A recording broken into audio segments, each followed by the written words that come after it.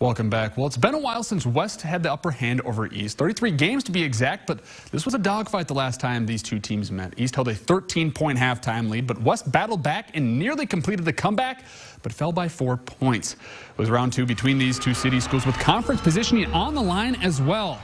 Savion Armstrong with the hustle, knocking the ball out, and an Aiden Vanderloo connecting on the triple. What's new, folks? We've seen this all year long. He's going to keep on doing it, but West has some athletes of their own. One of them is Micah McWell, a little shake and bake Ricky Bobby edition for the bucket. Then Marcus McCray, he shows that the Wolverines can knock it down from the outside as well. Wide open in the corner, hand down, man down for East. But just like their crosstown counterparts, East has plenty of depth at scoring as well. Jack Peterson fights for the edge, then muscles his way for the angle and the bucket. Then somehow the Wolverines lose track of Vanderloo. And you can never do that for this senior. All the way from Sun Valley Golf Course, Vanderloo finished with a team-high 29 points, but it's Armstrong who's the hero in this one with the game winner in the 65-64 victory. Staying with two other teams from the Missouri River Conference, Council Bluffs Abe Lincoln and SBL Daniel Wright is a man on a mission, barreling down the lane, and you're not going to stop the 6'8 junior. The Lynx just trying their best to stay with the Warriors. The deuce from Jaden Johnson is going to make it a 23-point game in the fourth. So yes, folks, this one is essentially done, but SBL didn't let up. Sam DeMoss uses the wideout speed from the gridiron and flips it to the court with the two. Then Wright's going to lose it, but DeMoss corrals the ball and finds Connor Groves. And I can tell you this much, Briarcliff is getting a good one, and he's going to be great for 4 years to come. Then Wright's pretty nimble here, but Jake Lehman's handles not only shake the defense, but make the big man go down. Actually, he might have been pushed right there, but he splits the defense for the bucket, and SBL closes out strong for a 59-35 win. Over at the Pitt, Unity Christian trying to snap a 4-game skid against Heelan. And in the second quarter, Sam O'Hearn dials it up from long distance. He led Heelan with 20 points in this one, but the Knights get a 3-point play of their own.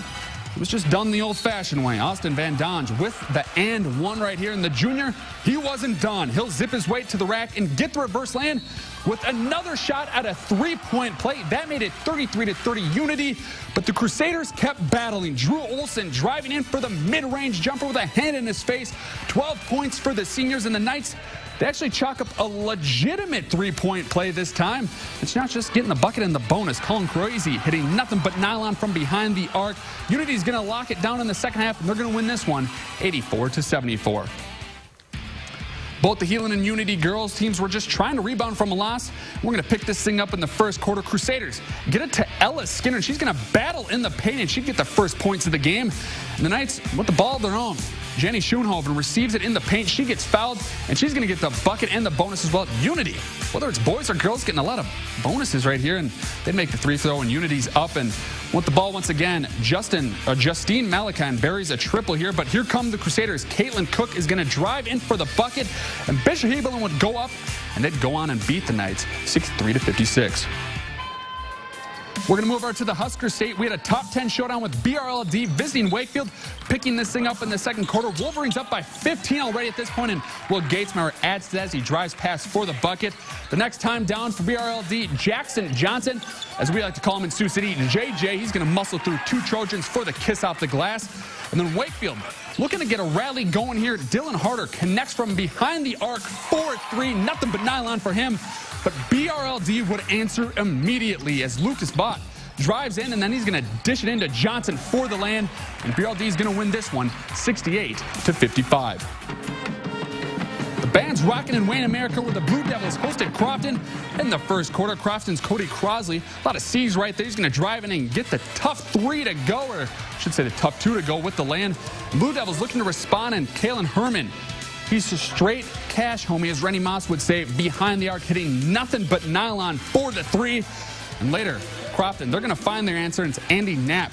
He's going to drive to the paint. Look at this big man with the handles. He's going to get past a couple of defenders and somehow gets the floater to fall. And it's the Warriors, Connor Dahl. He's going to drive baseline and hit that 3 right there, and it's a big one, folks. Crofton, they're going to win on a last-second 3, winning this one 57-56. We're going to take a look at the girls' matchup, and the Warriors swept last season's season series. And this was a great one, folks. But Crofton, like I said, they're the third-ranked team, and they were battling all night long. A bucket and the bonus right here for the Warriors, and they just kept pounding it in the paint. The Devils really couldn't do anything about it, and Little in and out right there. The triple for the Warriors as well. And Crofton was just continuing to show that pressure all night long and showing why they're the third-ranked team in this state. Blue Devils, little second chance bucket right there, but it's Crofton who comes out and wins this one 60-36. Heading back to Wakefield for the girls matchup. BRLD coming in at number 8. We're going to pick this thing up in the first quarter. Wakefield opens up the scoring as Aisha Venezuela hits the three-pointer on the ladies Trojans' opening possession. The Lady Wolverines do respond on their very own possession. Off the inbound, Aubrey Berg hits Cargan Teets under the hoop for the bucket. A little later in the quarter, Wakefield's Jordan Carr. She's going to drive in, drawing 3 defenders. They can't stop her, so she's going to dish out Maddie Mogus. She's going to hit the baseline jumper, and it's good, hitting nothing but nylon. But BRLD would answer back as Isabel Fremont receives the pass. No one's around her. She's going to hit nothing but nylon as well for the 3. And this was a good one, folks, but BRLD is going to come on top winning 56-49. Now we're going to travel north to the Rushmore State for an interstate clash between Woodbury Central and Dakota Valley. Wildcats up by 11 at this point, but the Panthers are battling back. Dakota Valley's Rachel Wenny is going to get the bucket to fall in the paint.